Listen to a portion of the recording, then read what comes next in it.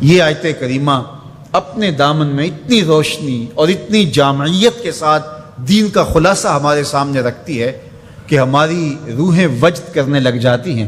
تو ارشاد فرمایا، بے شک اللہ حکم دیتا ہے عدل کا، احسان کا اور قرابت داروں کے ساتھ حسن سلوک کا، اور منع کرتا ہے بے حیائی سے، منکرات سے اور سرکشی اور تمرد سے۔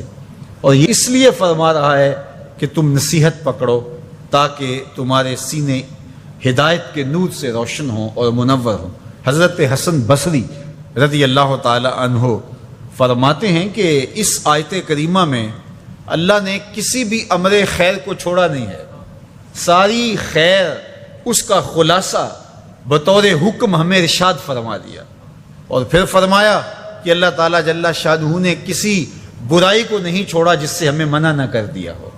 ابن عاشور نے لکھا ہے کہ جتنے بھی مفاسد ہیں، جتنے بھی گناہ ہیں، ان گناہ کی جڑ یہ تین چیزیں ہیں: بے حیائی، منکر اور بغی۔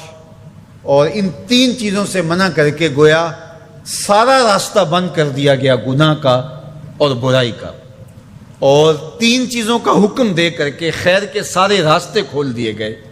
تو اسی ایک آیت کریمہ پہ اگر عمل نصیب ہو جائے تو پورے دین کی لطافتیں اور برکتیں نصیب ہونا شروع ہو جائیں۔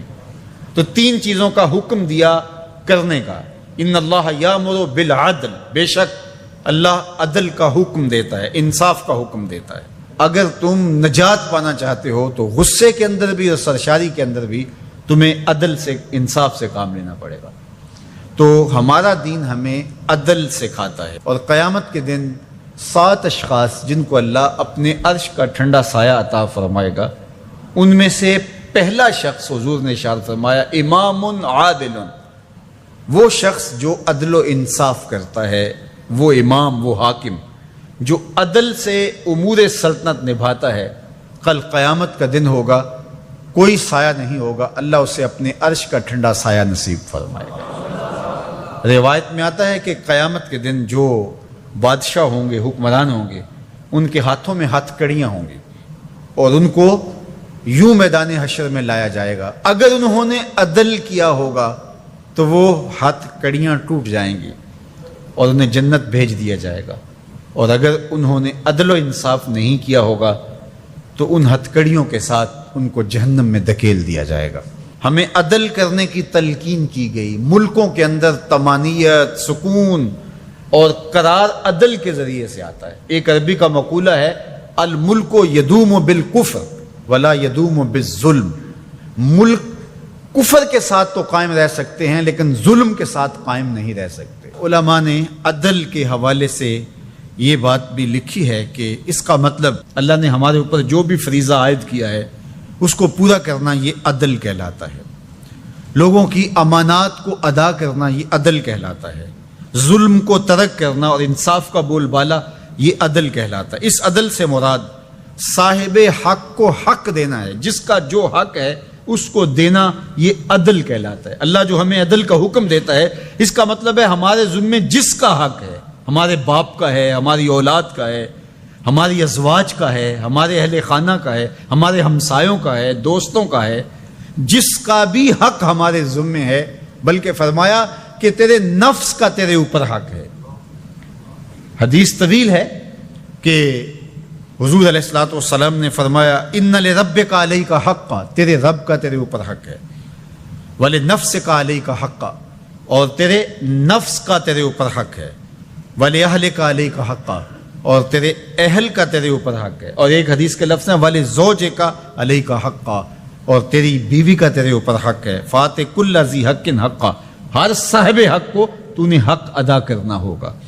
تو جس کا ہمارے ذمے حق ہے، جب ہم وہ ادا کرنے لگ جائیں گے تو یہ عدل قائم ہوگا، اور عدل قائم ہوگا تو معاشرہ پرسکون ہو جائے گا۔ مسٹر آرنلڈ جو فلسفے کا استاد تھا علامہ اقبال علیہ رحمہ کا، اس نے ایک کتاب لکھی تھی پریچنگ آف اسلام۔ تو اس کے اندر اس نے لکھا کہ اسلام پوری دنیا کے اوپر کس طرح پھیل گیا۔ باقی بھی تو مذاہب تھے لیکن اس تیزی کے ساتھ ایسے نہیں پھیلے جس طرح اسلام پھیلا۔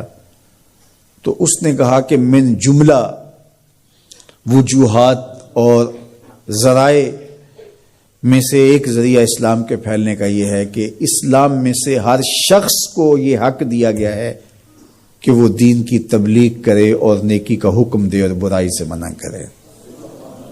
باقی مذاہب میں ایسا نہیں ہے۔ میرے حضور نے خطبہ حجۃ الوداع کے موقع پر 1,44,000 صحابہ سے مخاطبت کرتے ہوئے فرمایا فَلْيُبَلِّغِ الشَّاهِدُ الْغَائِبَ، جو موقع پہ موجود نہیں ہیں تم سب کی ذمہ داری ہے ان تک میرا پیغام پہنچا دو۔ بلغوا عنی ولو آیہ، میری جانب سے ایک آیت بھی آتی ہو تم نے اس کو آگے منتقل کرنا ہے۔ مومن ایک معاشرتی فرد ہے جو صرف اپنے آپ کو ہی نہیں بچاتا، دوسروں کو بھی بچاتا ہے، دوسروں کی بہتری کا ضامن ہوتا ہے۔ من رعا منکم منکرا فلیغیرہ بیدہ فإن لم یستطع فبلسانہ فإن لم یستطع فبقلبہ وذلک اضعف الایمان۔ فرمایا تم میں سے اگر کوئی شخص برائی ہوتے دیکھے تو ہاتھ سے منع کرے، اور اگر ہاتھ سے منع نہیں کر سکتا تو زبان سے روکے، اگر زبان سے بھی نہیں روک سکتا تو دل سے برا جانے۔ وذالک اضعف الایمان، اور یہ کمزور ترین ایمان کی علامت ہے کہ وہ دل سے برا جانے۔ اسے کم از کم زبان سے منع کرنا چاہیے، کوشش تو ہو کہ ہاتھ سے منع کرے۔ لیکن آج کل وہ کہتے ہیں جی اب کسی کو کہنے کا زمانہ نہیں رہا۔ کسی حد تک یہ بات سمجھ میں آتی بھی ہے کہ آج کسی کو اگر کہیں تو وہ الٹا ناراض ہو جاتا ہے، بلکہ کسی کی اولاد کو کوئی تربیتی بات کہیں تو والدین آگے کہتے ہیں کہ تمہیں کس نے حق دیا ہے۔ تو یہ بات اپنی جگہ پہ، لیکن کیا ہم اس سے کسی کو کہنا چھوڑ دیں گے؟ طریقہ کار خوبصورت ایسا رکھیں کہ جو حالات کا متقاضی ہو کہنا نہ چھوڑے۔ بعض کہتے ہیں کہ جی سانو کی لگے، اپنے گھر میں کوئی چھاج بجائے یا چلنے۔ یہ دور نہیں رہا، زمانہ نہیں رہا کسی کو کہنے کا۔ اگر اس فلسفے کو تسلیم کر لیا جائے اور یہ طے کر لیا جائے کہ ٹھیک ہے، تو پھر برائی سے منع کون کرے گا اور نیکی کا حکم کون دے گا؟